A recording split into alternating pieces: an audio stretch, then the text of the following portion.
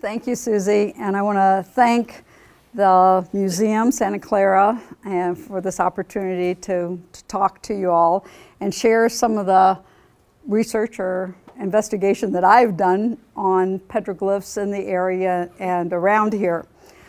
I'm not an expert, I am not an archaeologist, I am not a scientist, and I probably won't be able to answer a lot of those questions if they're related to specifics because I am just an observer. So not much different than the rest of you and all of us, just an observer of some of the interesting things we have here and the resources that we have here in the St. George area. I call my presentation Here Comes the Sun. I wrote an article in the View On magazine, which I write for, have been writing for that magazine for the last 3 or 4 years. And I wrote an article entitled Here Comes the Sun. Some of these pictures I had submitted in part of the magazine. But it was following the eclipse, the solar eclipse that we had. So we think about Here Comes the Sun. Maybe we've looked up at the solar eclipse. Maybe you were there. And we're going to talk about skywatchers past and present. We're going to talk about representing celestial bodies and how ancient people may have represented those celestial bodies in petroglyphs and images that we can see today. We're also going to talk about observing celestial movements, what we do as people, and just natural people, to assume the position of what was it like back years ago when ancient people also stood in these same places and looked at celestial events as they happen. So how they observed it, and then also how they may have recorded some of these celestial events and happenings. And we can just speculate on that. So a lot of it's speculation, and again, I am not a scientist, so I'm not basing it on the scientific information. So where were you on August 21st? Basalt seat, a skywatcher seat, a shaman seat, or some rock that they could sit on and watch these events. Like the seat here shown, just a basalt seat. It's a little worn, it makes for a wonderful seat, but that would be a nice perch to sit on and watch your celestial events. Today's skywatchers might look more like this. Maybe you were one of them out there with the cameras and the telescopes and all the crowd and all the hoopla anticipating the celestial event that happened this last August.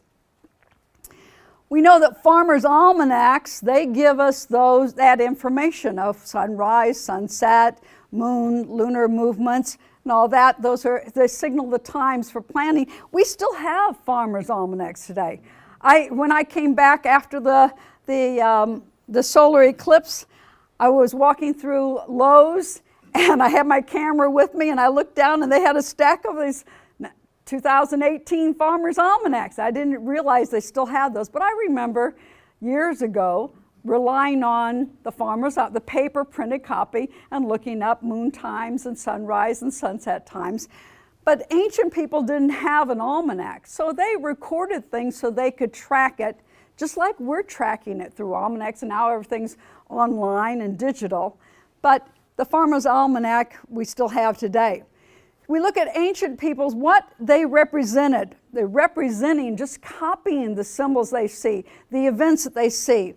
This might be a sun symbol on a rock in Napa Weep on the Arizona Strip. Now Napa Weep is Paiute for Foot Canyon. How many have been out there? Many people been out there. Lots of images out there, really interesting. The locals call that canyon Billy Goat Canyon, and that's near the north rim of the Grand Canyon. So just representing symbols, they might just look up at the sky, see something happening, and then etch a symbol representing that happening. That's their record keeping. How many of you been out to Chaco Canyon? People, have you seen the nebula? Now that when you go out to Chaco Canyon, there are images.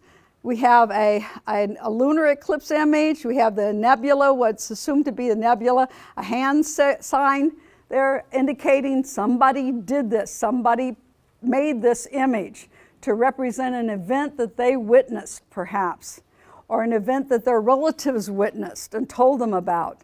So images that are representing the different events that happen in the sky. And we look at how do we observe celestial movements? How did they observe celestial movements? We can stand and look at where the sun rises and when the sun sets. We look at it against the horizon.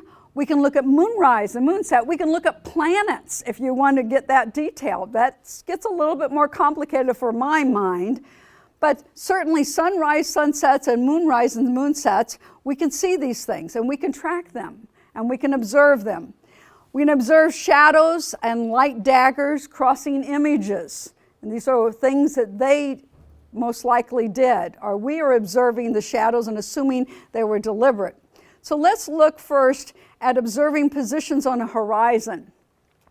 Sunrise and sunset, or moonrise and moonset would work the same way. If you look at Lake Cascade, Idaho, that's where I was during the solar eclipse. And Cascade, Idaho, we have a lake and then you have a horizon. So you can look across an expanse of a horizon. You can monitor and watch where does the sun rise and where does it set, or at different times of the year against that horizon. So you notice where the sun rises and where it crosses the horizon line. Ancient people probably did the same. The moon over St. George. Now this is on Christmas Eve, and you can see a full moon rising, and you notice that wherever you have a landscape, wherever you can see a horizon, you can start observing what are the sequences and what are the movements of the celestial bodies, just like ancient people did. There's a moon, full moon over Stovepipe Wells in Death Valley. Again, a lot of horizon out there and a lot of markers where you can put in your mind and imagine as you watch daily, it changes. As the moon phases change if you're watching the moon, or as the sunrise or sunset movements change during the seasonal changes. There's a moon near Escalante on Hole in the Rock Road. And there's another full moon, lots of horizon and lots of landscape features that you can monitor the movements of those celestial bodies. And this is from my porch in St. George. And I started doing this, and you might want to do the same if you have a good view of horizon, or if you have a favorite park or a place that you visit in the area that has good view of the horizon. Just take a note of where is the sun coming up and setting at different times of the year, and you'll get to feel for the same thing that ancient peoples felt. Now remember, most of their lives were lived outdoors, out in the environment all the time. Our lives tend to be indoors a lot of time. But if we get out more, then you really appreciate how they would notice the movement of celestial bodies, much like we do if we put our attention to it and get outside. So this is a sunrise and this is a sunset from my porch. Lots of horizon features. And so I've been watching it, especially if you go out at the different solstice or the equinox, and you can see the movement of the sun. You know exactly how far north it moves and how far south it moves during the cycles during the year. And this is the sunset across the horizon from my porch. And I know that this picture was taken probably in around July. June at the solstice, the sun is about there where it sets. And then it starts moving back. And it'll move back. And I can watch that. And on the other side of facing east, I can do the same from my porch in the other direction, watching the sunrise. Now, how did ancient people represent these observed movements? One of the speculations is that ancient people used concentric circles or spirals. And you know, I've heard that for years, and I never really thought about how did it really work? How did those spirals really work? So let's just kind of walk through the theory. Here's a spiral. This one, actually, this is like right on the solstice, the summer solstice in 2013, and a nice good shadow is coming, and a shadow crosses this. We'll see this image a little bit later. But the concentric circles, if you think about the idea of the concentric circles,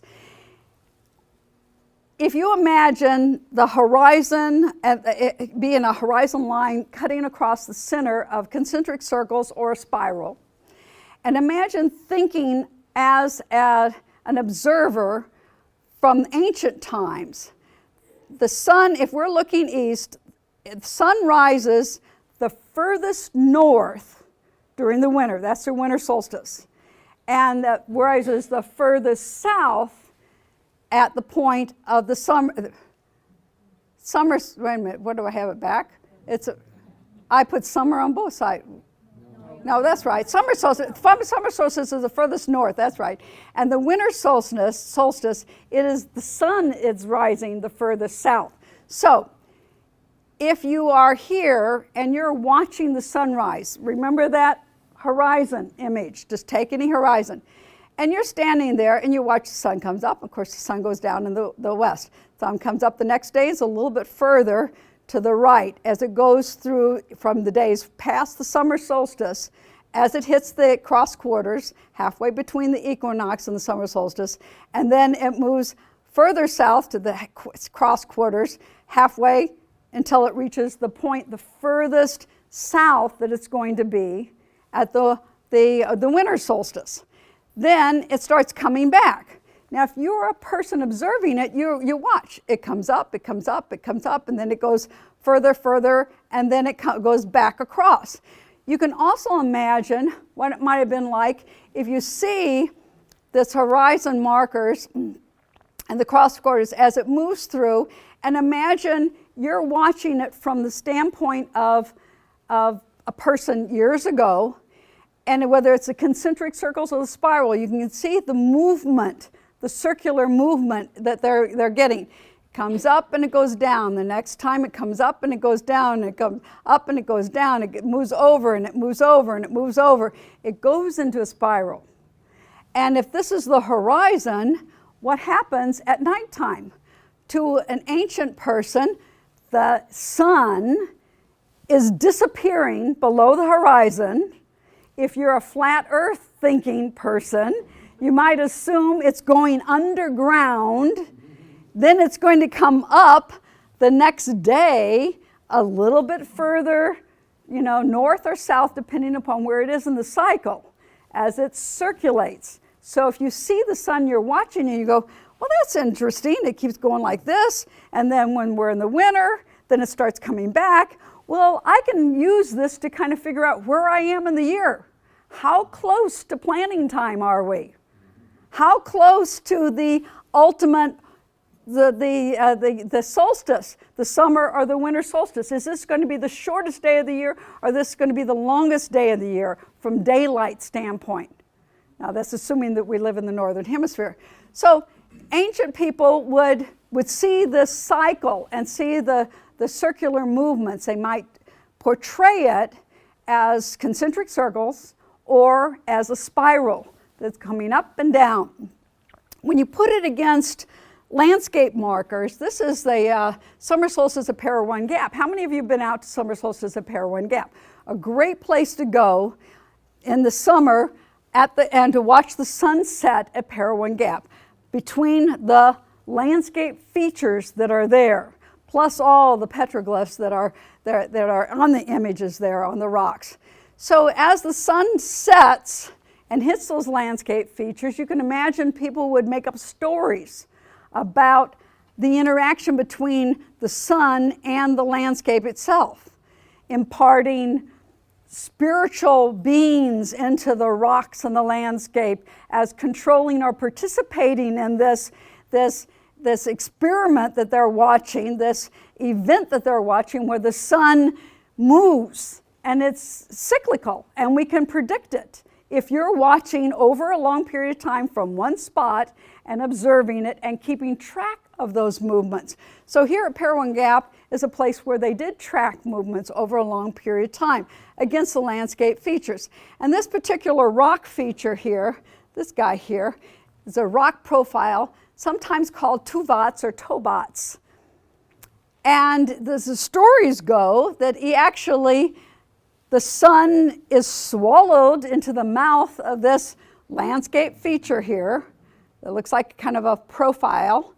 And that the sun then is spit out seasonally as it leaves its winter home. So it's swallowed in and then it's spit back out, because they could watch and see this event happen on a regular basis year after year. And they tracked it with a lot of tracking that it takes an astrophysicist to understand.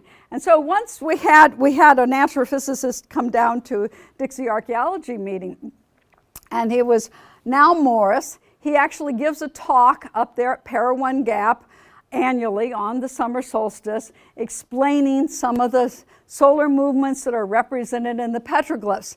And now was at our archaeology our Dixie Archaeology Club meeting, and he worked on the Apollo project back in the 60s, and he also taught astronomy at the Utah Valley University.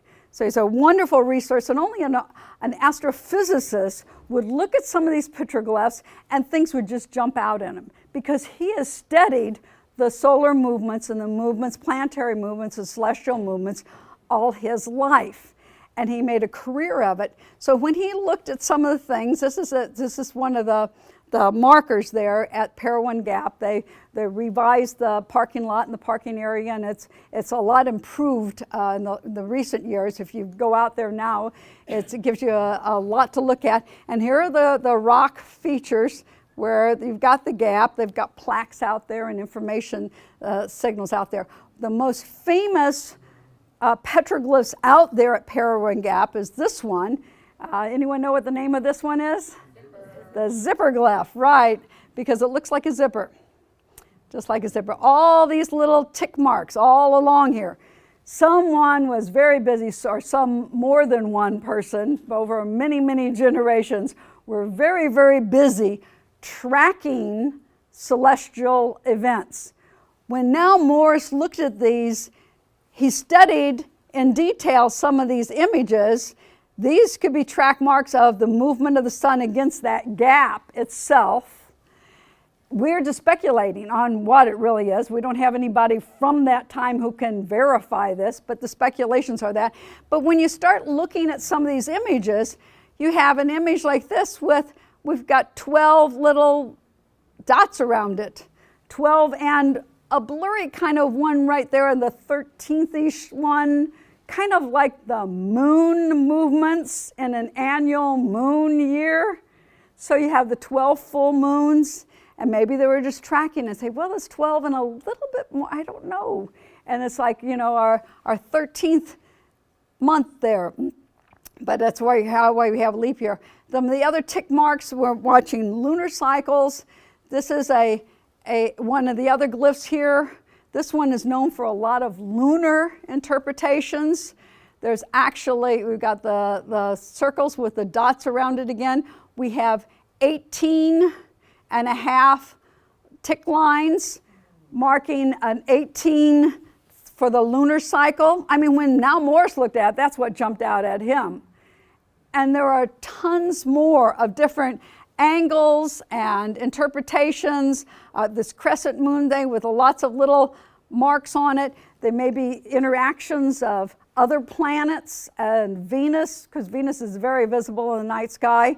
Venus rising and setting and Venus movements in conjunction with lunar movements, in conjunction with solar movements, in conjunction with other planetary movements and stars that we see all the time as the year goes by. So there's tons of glyphs with all of these markings.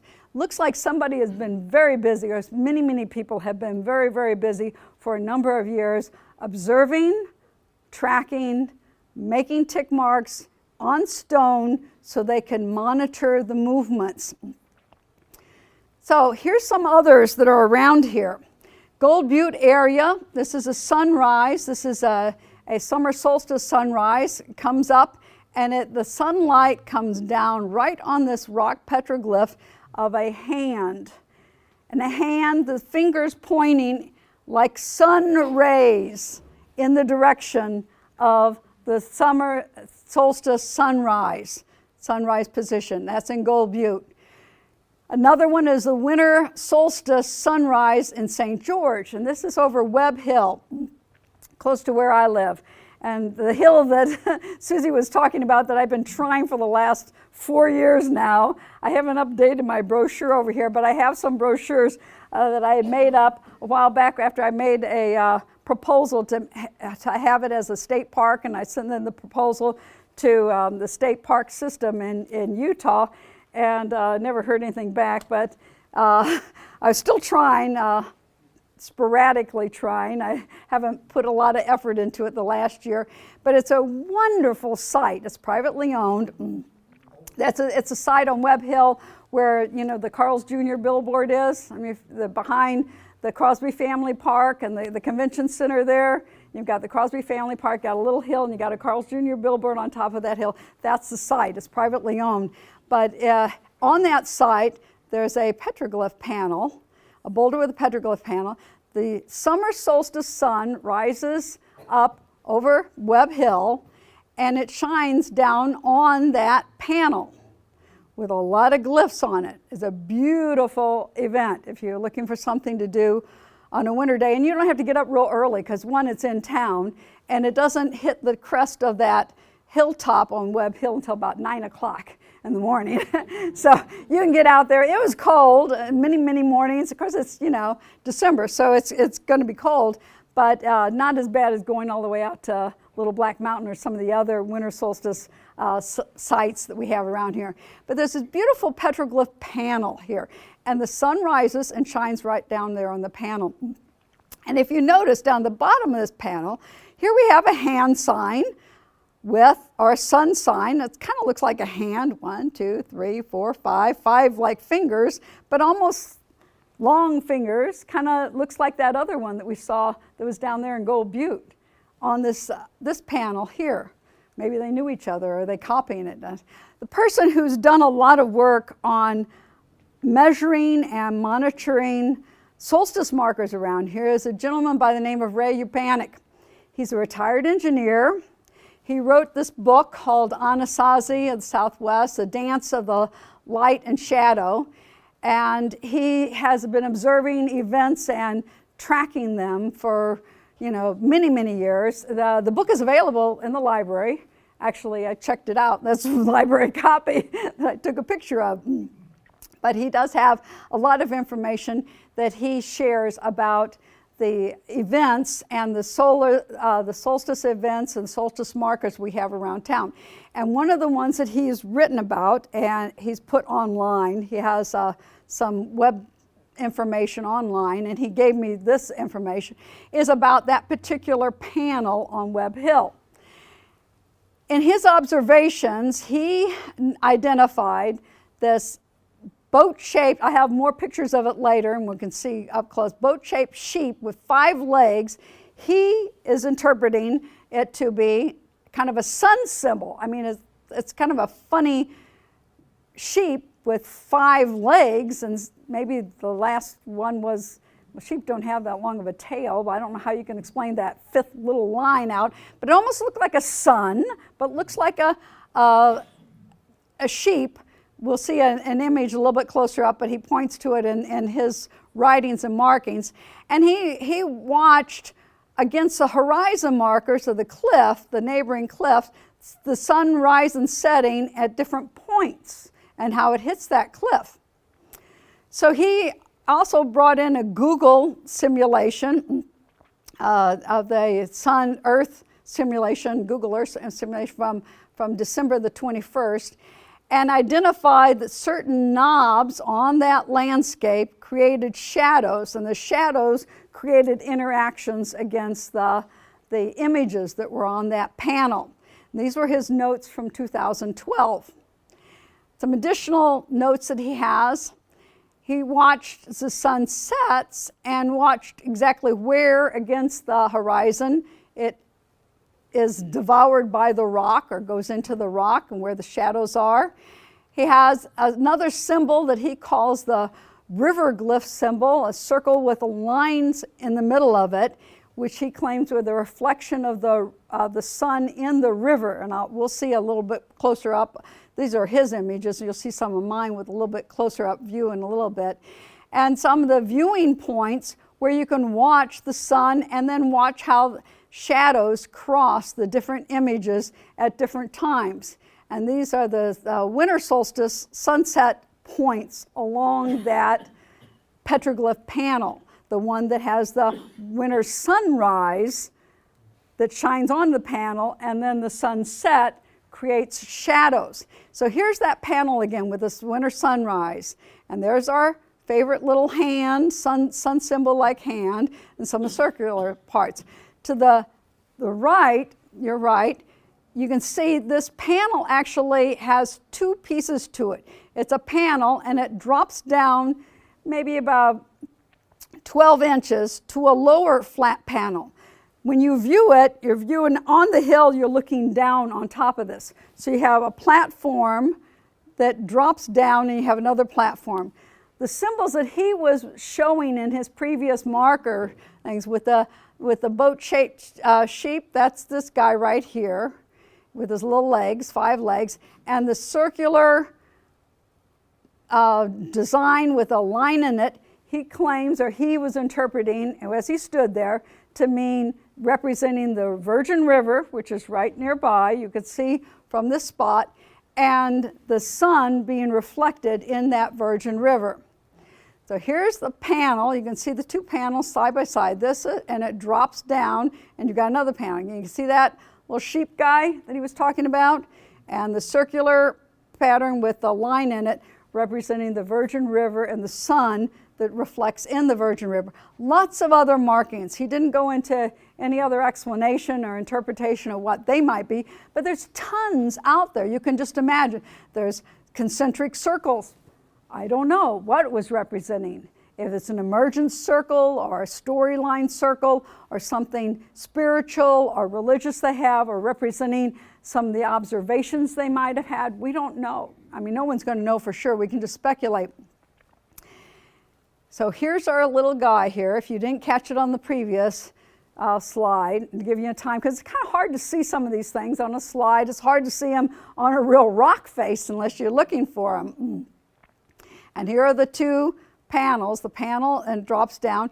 Right below it, as you can see in my image, I'm looking down. That's the jogging path that goes around the hill, and it goes on across the river. So if you've ever been down there on a bicycle or been on that walking path, that is one of the urban trails, the city's trails, and that's another reason why I wanted this particular piece of property to become part of the city of St. George, because the infrastructure is already there with the walking path around it. We talked about the observing positions on the horizon and how concentric circles or spirals might have been used by individuals looking at a fixed position on the horizon and sunrise, watching sunrise and sunset, or moon rises or planetary rises or anything that's coming up into the sky. They can kind of track that against the horizon. Now we're going to move on to some of the shadows, looking at shadows and daggers. The person who's done a lot about shadows and daggers is Anna Sofar. I have her book over here. If you've been out to Chaco, you can get this, you can order it online or at Chaco, the bookstore out there.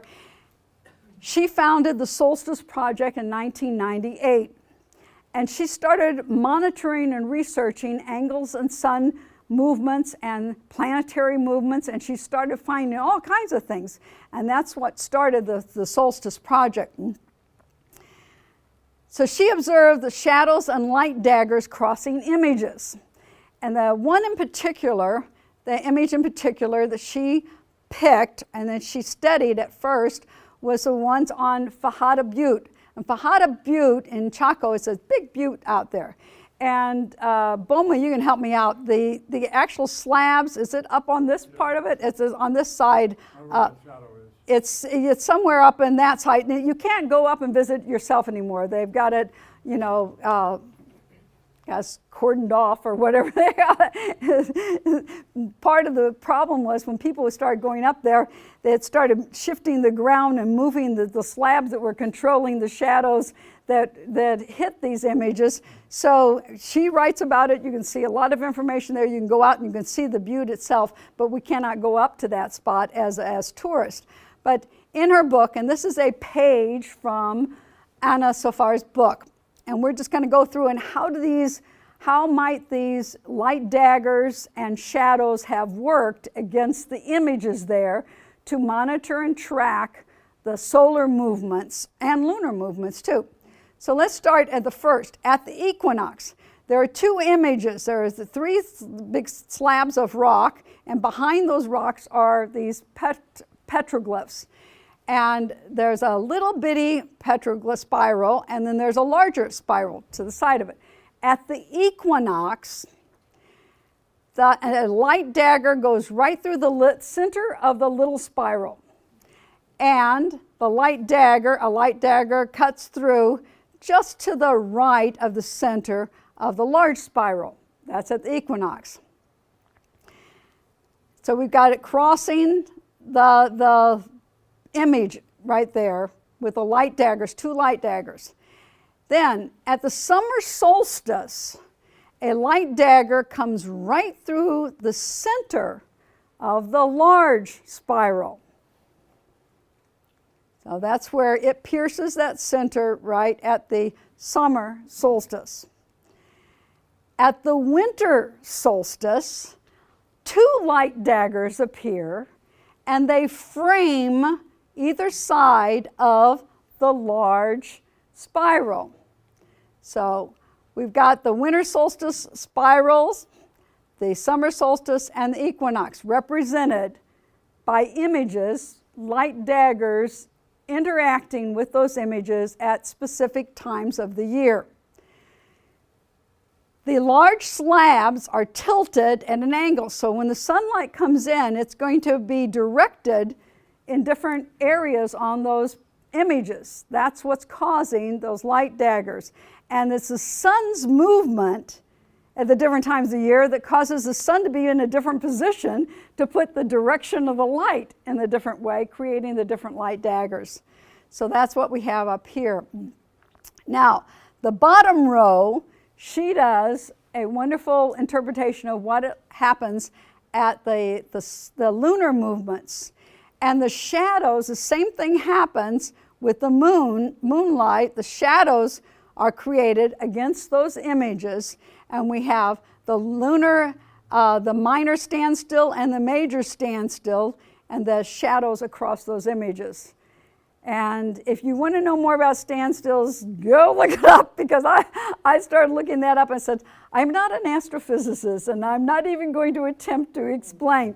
But we're talking about lunar movements are not as predictable and easy to watch in their recurrence as solar movements, because the lunar movements span 18 and a half years. So to get the full cycle before it repeats itself again, it's going to be 18 and a half years. That's assuming you're in one spot looking at the same thing and you can track these movements and all the changes, because the interactions of the Earth and the moon, and then of course you've got to the sun, because it's a reflected sunlight that get us the full moons that occur at different times.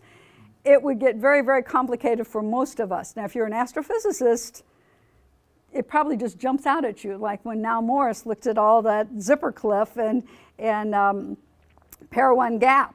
The symbols and the representation just jumped out at him with similar doodles that he had made and trying to track planetary movements in coordination with each other or with the seasonal changes that we have here. So the lunar movements are a little bit more difficult and more challenging. Anna Sofar also noticed and wrote a lot in her book about alignments. And if you've ever been out to Chaco, some of the buildings have windows in very strange places. This is a window that's in the corner of a structure, in the corner. But most likely, if you will go there on a particular time of day or night in the year, you're going to be witness to an event that might have prompted them for placing that window in that corner. It may be an alignment of a full moon rising or a sun setting, or it might be planetary crossings or Venus, or I don't know. I haven't been out there at all times of the year, every day and every night for a whole year looking at that one particular window to see what happens. But I would be willing to guess that there's probably something that happens that inspired the builder of this structure to put a window in the corner of that building. Other windows are out there, and Anna measured them and watched lunar risings, sunrise, sunsets, all kinds of celestial events. And she recorded and documented even alignments of buildings themselves and how they track certain paths of the sun or the moon or interactions of both or any other kind of celestial events out there. And that's at Chaco. Now, this is one of the reasons why we don't see and appreciate the solstice markers and different event markers around here very much, because a lot of times the images are pretty faded, very hard to see. And this is a winter solstice marker in Grand Canyon Parashant. The shadow crosses the spiral, the center of a faint spiral. Can you see the spiral? Can someone see it? I tried, but I couldn't even get my little arrows when I put them on there. They kind of slid, trying to put the positions of where that spiral is so you could see it a little bit better. But here's the image, and here I drew the line to show where the shadow. The other difficulty is sometimes it's not, when you're taking a photograph, it's not good lighting to be able to get a clear, crisp shadow. You might see it with your eyes, but when the lens of the camera tries to catch it, it doesn't catch it very well. And then you add to it the texture of the rock, and it makes it even more confusing to see when you look at the images once they're produced. So not all images produce really clear images for us to photograph. But there's the shadow line, and here's your spiral again if you already got your eyes attuned to looking for that spiral and the shadow line, and the shadow moves across the spiral. And at the solstice, it actually crosses it. This is another solstice marker, this one, and it's very faint, and the rock is very worn, so it's hard to see and it's hard to photograph. And I took probably 10, 20 pictures out there. I was out there with Boma, one of those years we went out to winter solstice, a little black mountain in the Arizona Strip, and this is the only one that I could even get a really good shadow with the image in it. The others, they were so bad, you couldn't tell where the shadow was, or you couldn't tell the image or the rock, and you had all the interference. But there is a solstice marker out there. There's more than one, I understand, because I believe Father Robinson, who was out there with us at this time when we went out there, actually found another winter solstice marker out there. But again, it was a spiral. You imagine they were tracking the movements, and the shadow came across and actually framed that spiral. That's at the Little Black Mountain.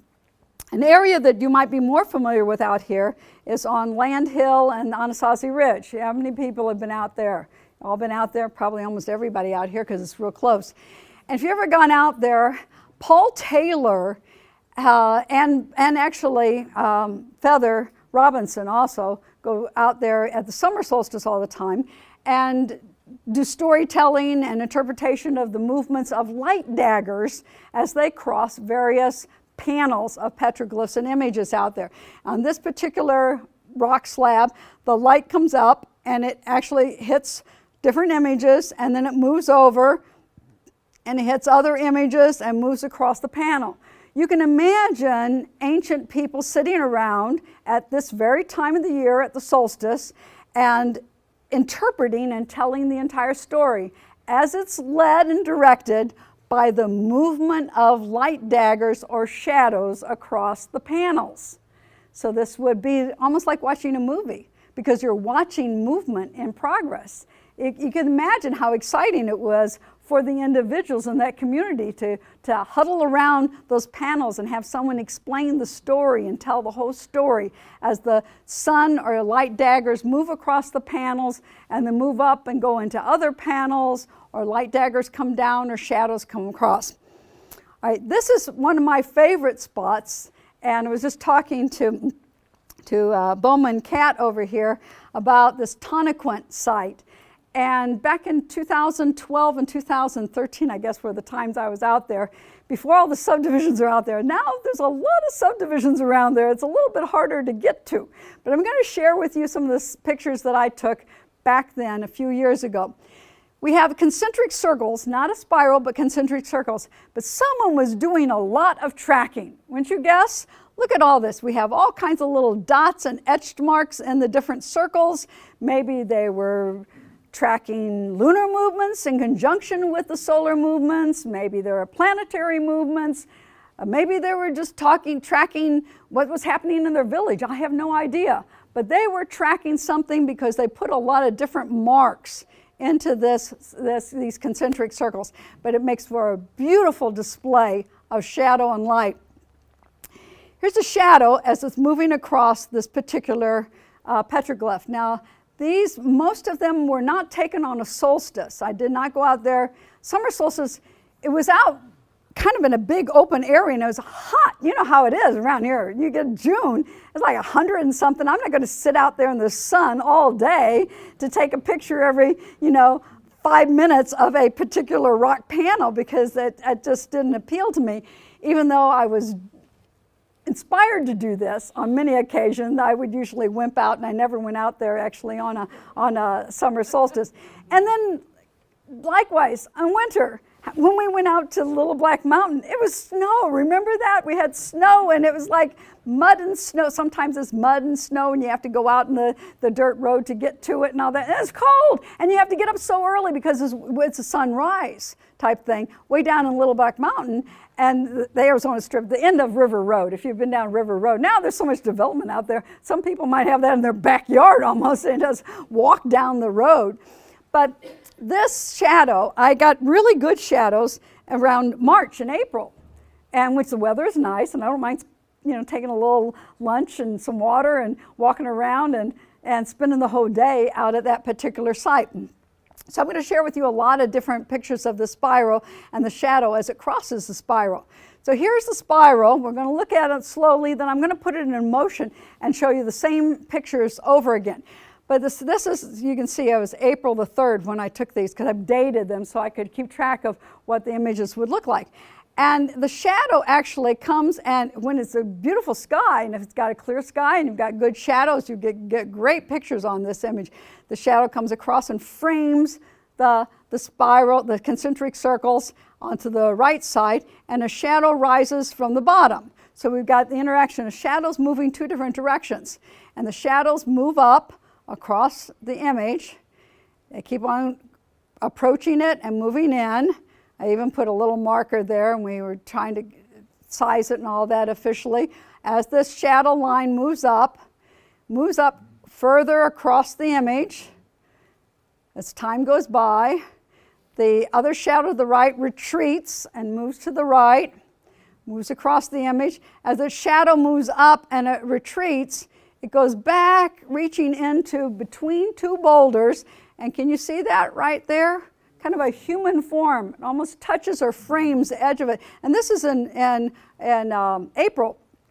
I don't know what it looks like at summer solstice, because I never was out there during that time to see what the shadow looks like. But it actually has this figure. It reaches. Hard to take a picture of that figure because the boulders are so close together and you can't get in there. So I just reached in with one blind hand and took a whole bunch of pictures, moved my camera around, and I came up with this as the best I could come up with. It's not a great picture because it's too close to the picture to try to focus on, but the only one that's focused, also human form. He's just at that furthest reach of that shadow into that, between the crevasses there, those two boulders. So here's the shadow that moves and moves back into that crevasse. And let's see if it's going to put it onto see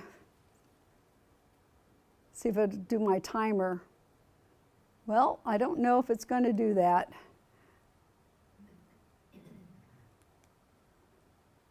The shadow moves on up. Oh, maybe I've got more pictures first because I wanted to put these in there, and then it goes into the timer. But the shadow, as it moves across the top of that concentric circle, the shadow illuminates, it lowers down and illuminates, the sunlight illuminates images that are to the left of it. And these images look almost like people dancing on a horizon line here. So it was really entertaining just to watch this over time. It does take a little bit of time to watch the whole sequence. Here are some of those images, and you can see it's almost like that's the ground and it's moving underneath them. And you can imagine, again, someone telling a story, reciting traditional stories or spiritual stories or the history of their family or whatever it was, as people clustered around at different times of the year to watch these solar interactions. When the shadow comes up completely, it doesn't look like much because the light is over here. That's where the sunlight moves, and it actually hits this image almost exactly as the image is pecked on that particular rock protrusion. There's our concentric circle. There's the light. You can kind of tell what the light is up there as it's completely covered. There's a little bit more of the light, and you can see the pecking that's off to the right of those concentric circles, and these are all the dancing images over here. This is what the boulder looks like. So now we've studied in detail. The pecked images are all along this slab right here. It's down in the ground. These are between the two boulders, and that human form is way back in there. And here the light has already come up, and the shadow moved across all those images and over to the left side on this flat area next to the slot there. There's a slot, and that's where the images are. And to give you a perspective of it, there's the image. We have a lot of graffiti. I'll show you some of that other graffiti too. But this is all, once it's in shadow, it doesn't photograph very well.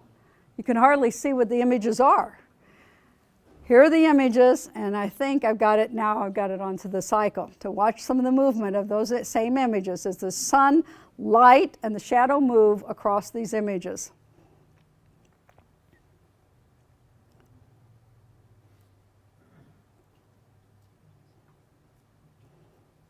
Now, if I were a cat, I'd probably have music that goes along with this, but I don't. And there's going back to the little man, and here's our images. Back across the images, the top part of the image.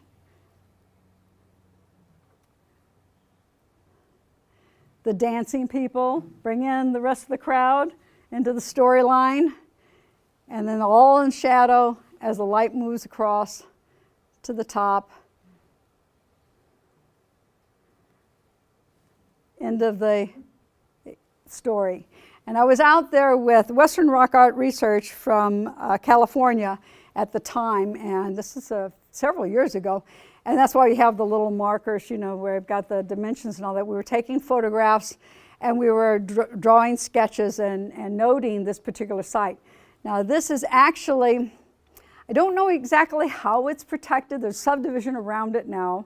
I know they're not building on it, but they're building very close by, and it's getting quite crowded out here. Here's what it looks like stepping back further. There are these huge boulders, and that whole crack and that petroglyph panel that's in the ground, it's right in here. It's in between these guys. And you can imagine here, there's this little grotto, this little gathering area right outside. Wouldn't that make a nice gathering area? We're going to meet over at that picnic area outside the big boulders, you know, for the party tonight at Solstice. You know, come there as soon as it looks like the sun's going down or it's coming up or whatever it might be, and we'll be there, all right? And everybody could be gathered all in that area, a nice big area for a lot of people to kind of gather around to watch the event as it's happening or to participate in the event and the ceremonies. And there's our crack. And it doesn't look like much when the shadow's not on it and the light's not on it.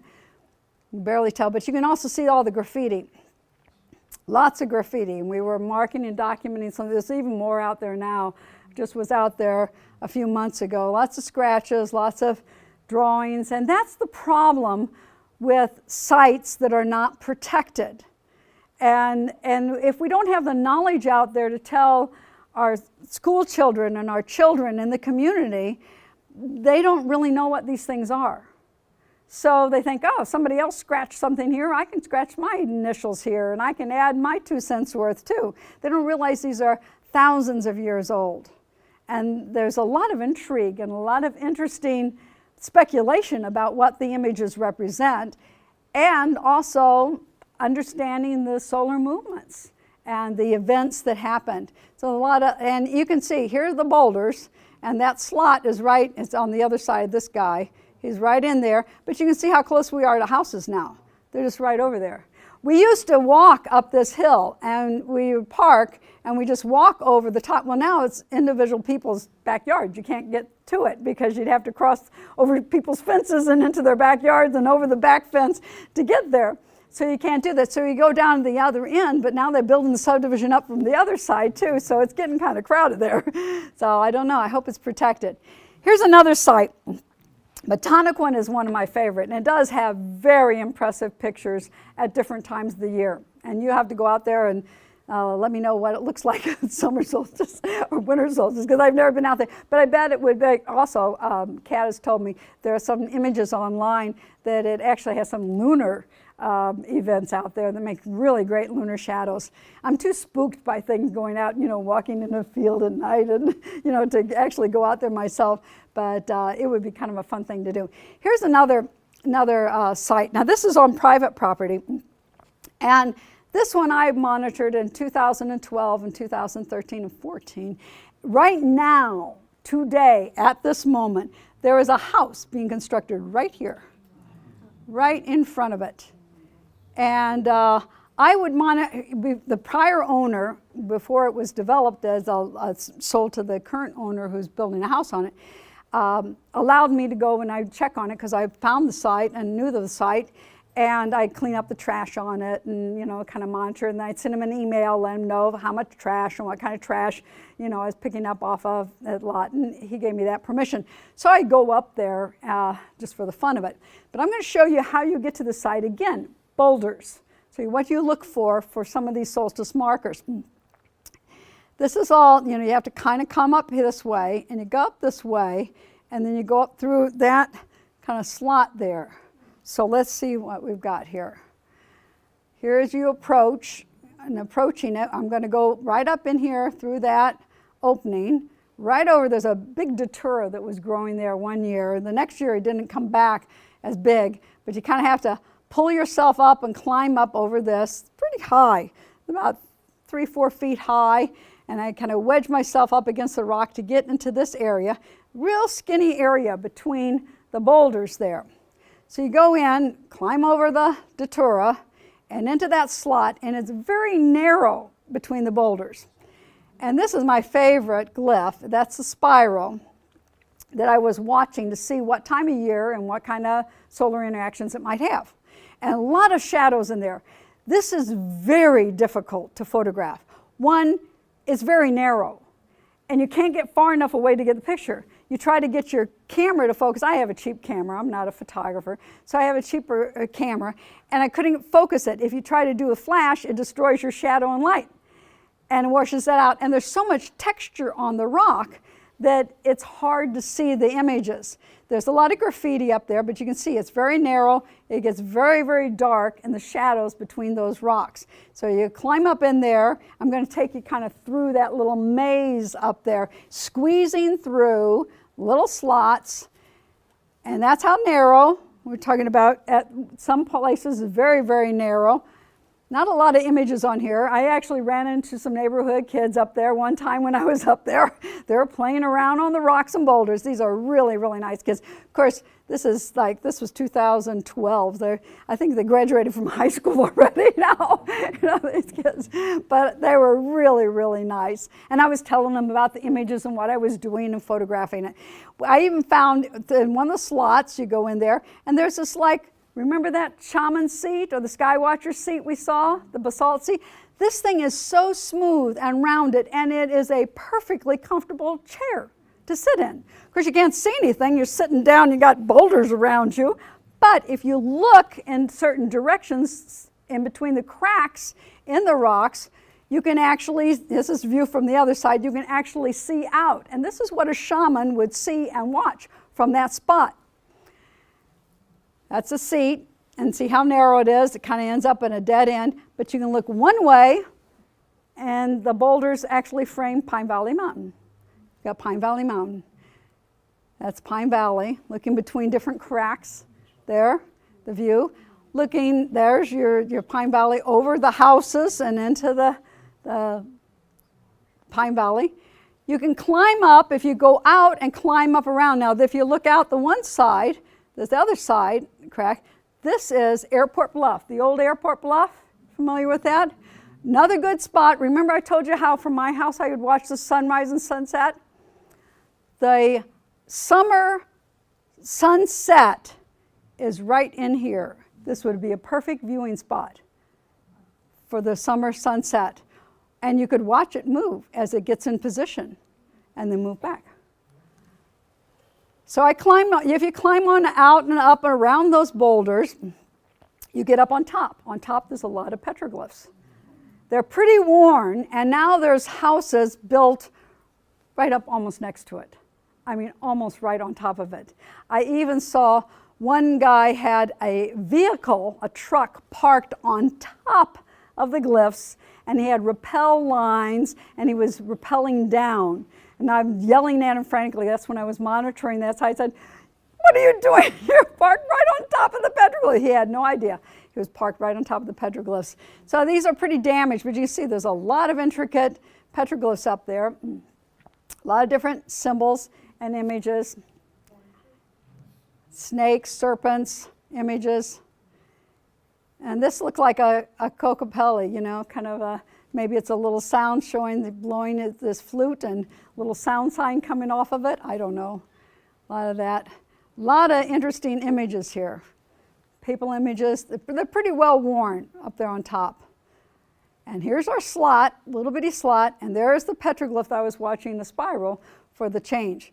So here's some of the, and when the shadow is completely through it, here's the light as it moved. You can actually get a picture and you actually see it.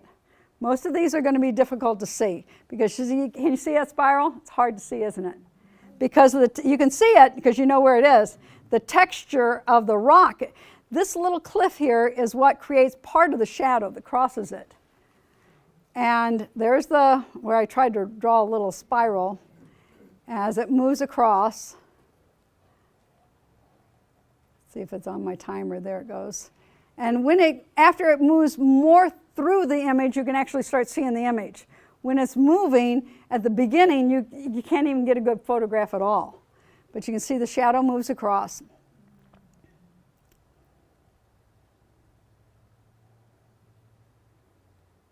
And there's the sunlight as it passed through the image. And it goes on and does another little dance. It continues.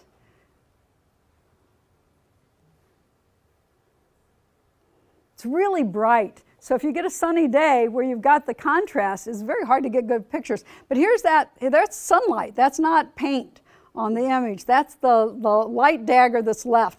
But once it's passed completely and the image is in the shadow, then I was able to get a decent photograph. It's really interesting how it had so much there. Here's some of the stark shadows. It hits a little T, and I watched the shadow line cross the T shape. That's on one of the corners. There's also this little interesting like antler shape or Y shape, and there's a lot of graffiti up there too. So we'll look at some of the graffiti. A lot of people up there. The good news about this particular graffiti, and this is probably 2012, one of the first years I went out there. Years after that, some of that blue washes away, it wears away.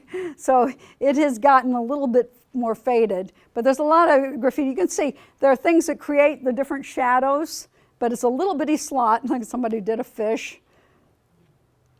And you've got a lot of shadow lines. And here's the image that I really love, and I have no idea what all these little dots, they were tracking something. They were trying to see something. Maybe there were other celestial events that they were tracking on that image. And here's how close the houses are. They're right there, and the neighborhood is right there. So what we've covered is we went through Skywatchers past and present, and we're just like the ones in the past. And we can watch the same sky and watch the same events. We talked about representing celestial bodies just in glyphs, whether they're images that look like a sheep with extra legs or a hand that's pointing to a sunrise, solstice sunrise, or a winter solstice marker.